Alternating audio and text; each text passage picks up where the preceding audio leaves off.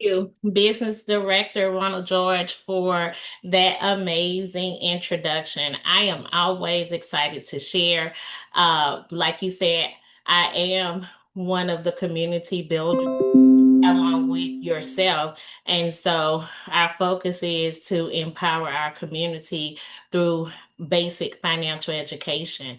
And tonight we're discussing part three of our series, The ABCs of Pension Programs. And we're looking at trying to understand the income gap in retirement. And I know you guys are like, a gap in retirement after I work all of those years? Yes, it's sad to say, but because you're getting this information now and you're going to share this information, it puts you in a position where you can do something about it. So let's define it. What is a retirement gap? Well, that's the shortfall between expected retirement income and then your actual retirement needs. And so the reason why some of us experience gaps when we retire is because we participate in underfunded pension programs, or just due to life occurrences like rising healthcare costs and then the longer life expectancy, and of course, inflation. Yes, that dirty word that we hear a lot of now in the news media, or it's the excuse on the reason why our favorite snacks are increased or jacked up by price, right? So when we think about retirement income, what are some of the sources that we receive this income? Well, a primary source of retirement income is employer-sponsored pensions programs.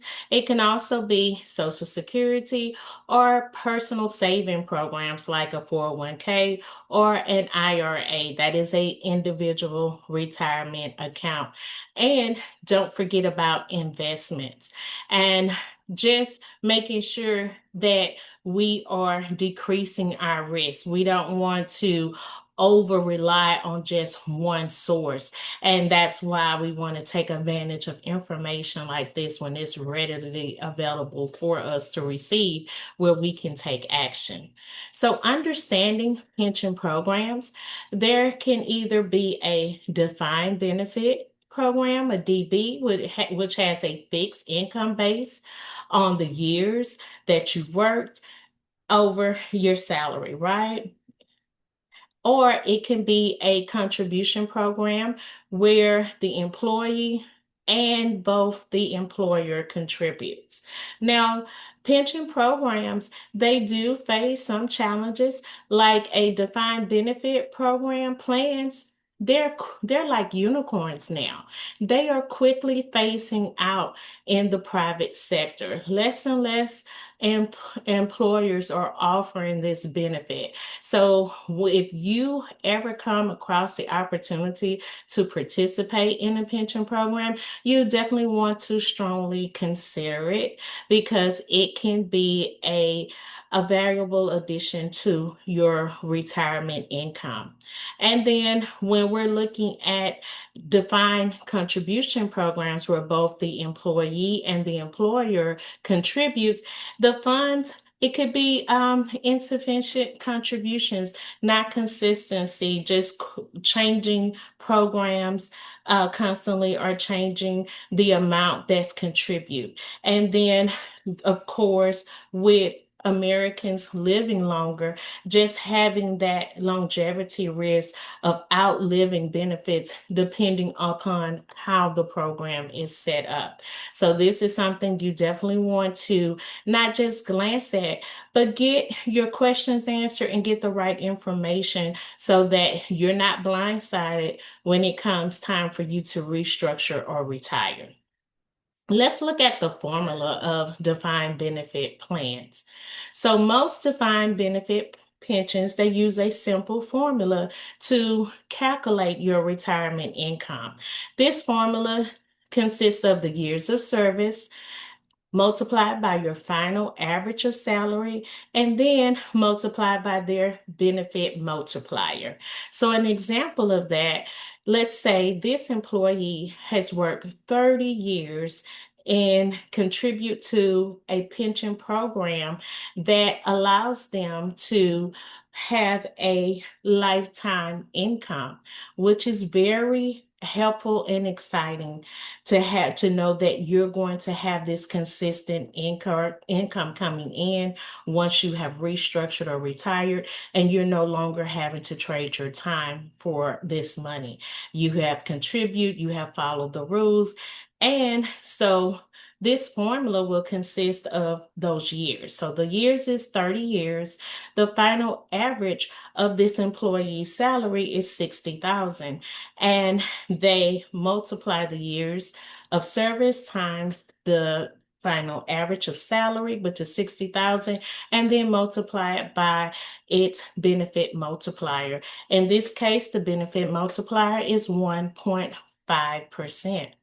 Well, after plugging in all of those important factors and key elements of the formula, this employee will receive 27,000 a year. And you're like, "Oh my goodness, that is a gap, right?" Having an average take home income of 60,000, and then upon restructuring or retirement, now this individual has to adjust to just receiving 27,000 a year. But keep in mind, this is a lifetime benefit. And so if this individual lives 20 years into their retirement, they would have collected over a $500,000 just from this one pension program alone.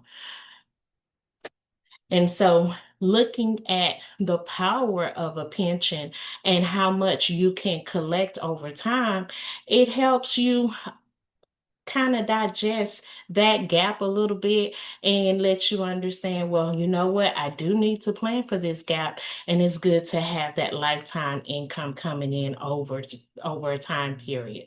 So actually, how many people can say that they have the means to save over $500,000 within 20 years? Not a lot of people, especially if they're not getting the education that you are taking the time to receive right now. And so, for this very reason, it makes pension programs very valuable when you are looking and trying to generate retirement income for yourself. So, when we're looking at the key elements, remember the formula includes your years of service. This is your total years you worked for the employer. And the more years equal the higher pension. And that's something that you can control. So if you're healthy, you really enjoy what you're doing, you're being rewarded by the longer you remain in that program and able to contribute.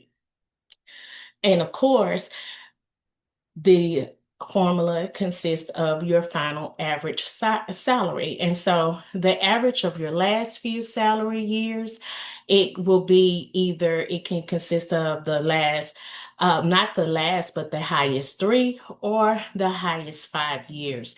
Each pension program has their own specified rules. And so you definitely want to make sure that you're logging on to your pension program site if one is provided for you, or you are in touch with a financial professional that can help you understand a pension program if you're offered one. And also, what the reason why they take the average of your highest either 3 or 5 years of salary is to help you deal with inflation. And the cherry on top is the benefit multiplier. This is something that you want to consider when you're looking at employment opportunities.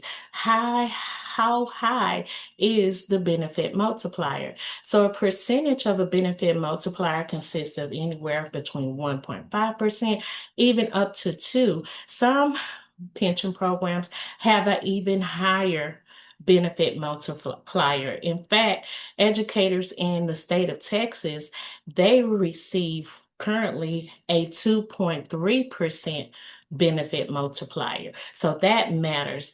But the multiplier is set by the pension plan rules. The higher the multiplier, the more generous the pension. Other important factors is early retirement can reduce the expected results.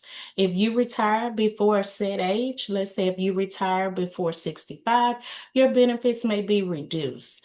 Your benefits can be reduced by 5%. There can be a 5% reduction per year before the age of 65. And then cost of living adjustments.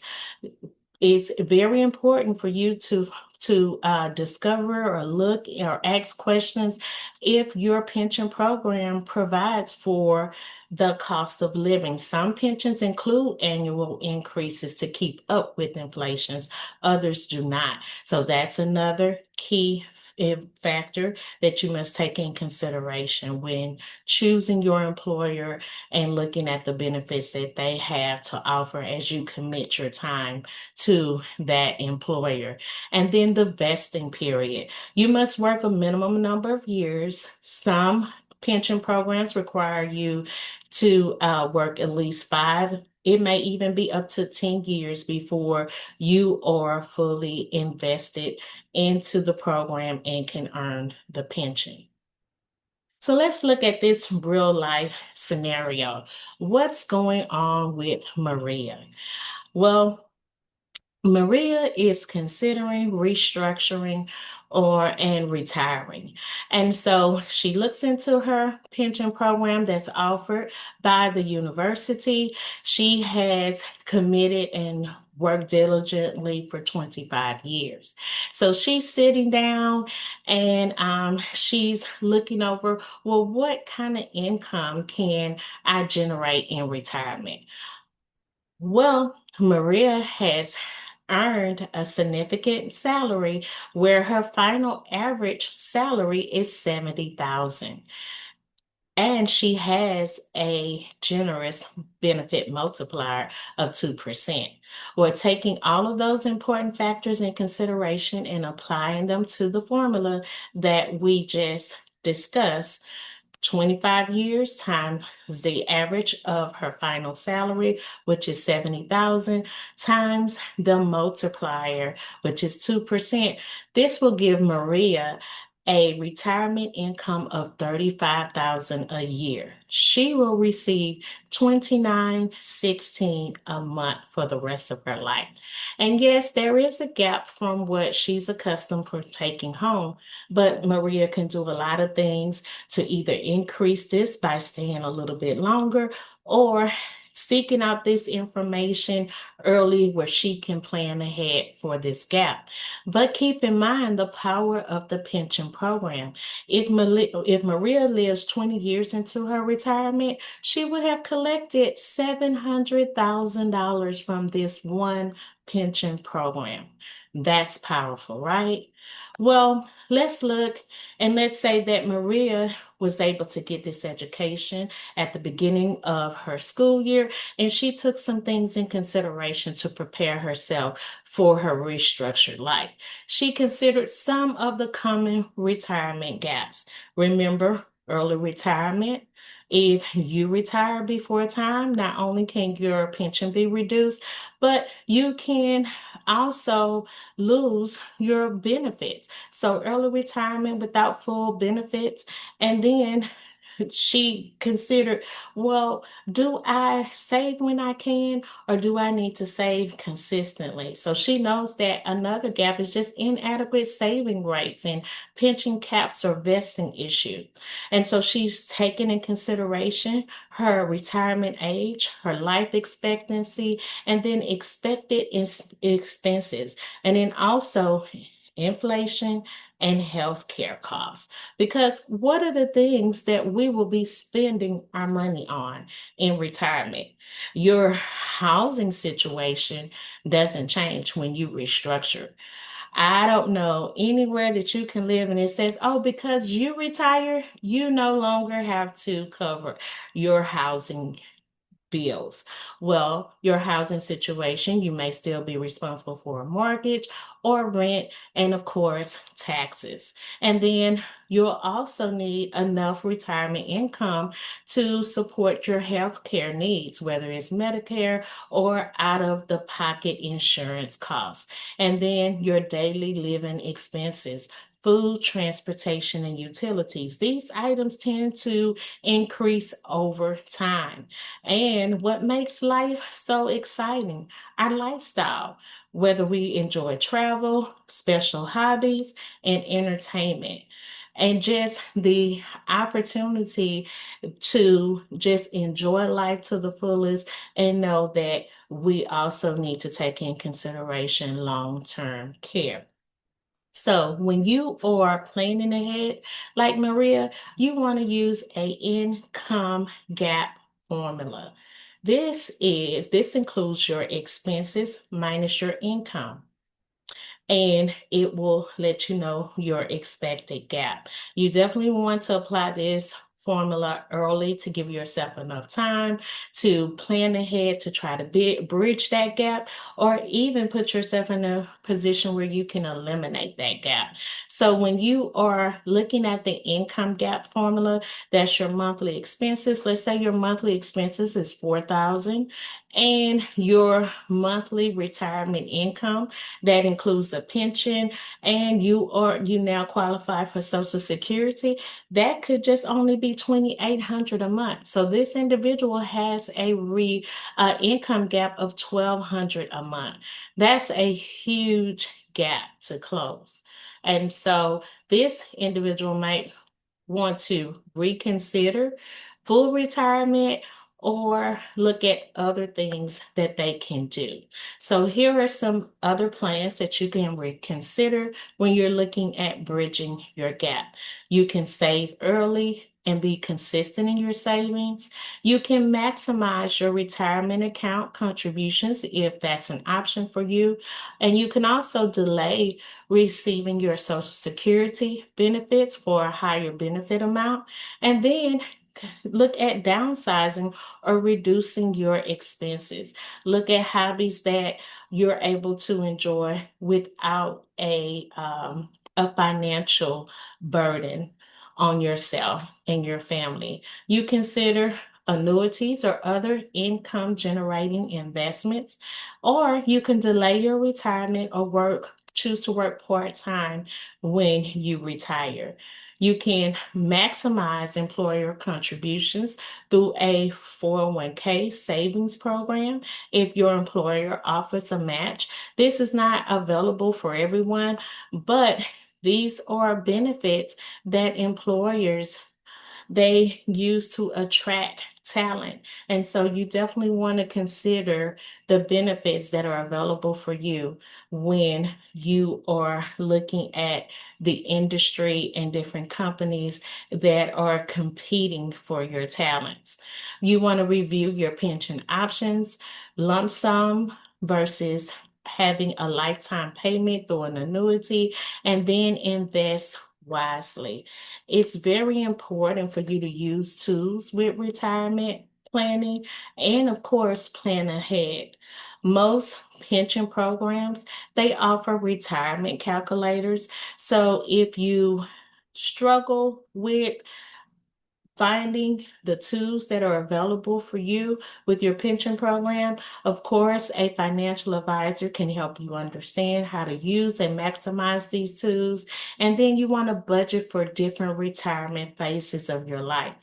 Early retirement, you might want to continue to keep up with your consistent savings as you are restructured in your early retirement phase, and then plan for the middle and late. What is the long-term care plan? And also revisit your plan annually. So, looking at the things that we should do to secure our retirement futures. Keep in mind, identify your potential income gap early so that you can position yourself to bridge that gap and may be able to even eliminate it. Understand your income sources, create a realistic spending plan, and seek financial help if needed. We are certainly here at OIC 10K to help you, and we make ourselves readily available to answer any questions. It's important that you meet with a financial advisor and use your retirement planning tools. Like always, this has been a joy. Thank you for allowing us to share this information with our community. We're looking forward to seeing you again very soon. You can also like and subscribe to our YouTube channel at OIC 10K Totally Lit and review this information again. You want to hear it more than once. And we also have other pre-recorded basic financial education videos available for you there as well. So that has been my time. I'm going to turn it back over to you, Business Director.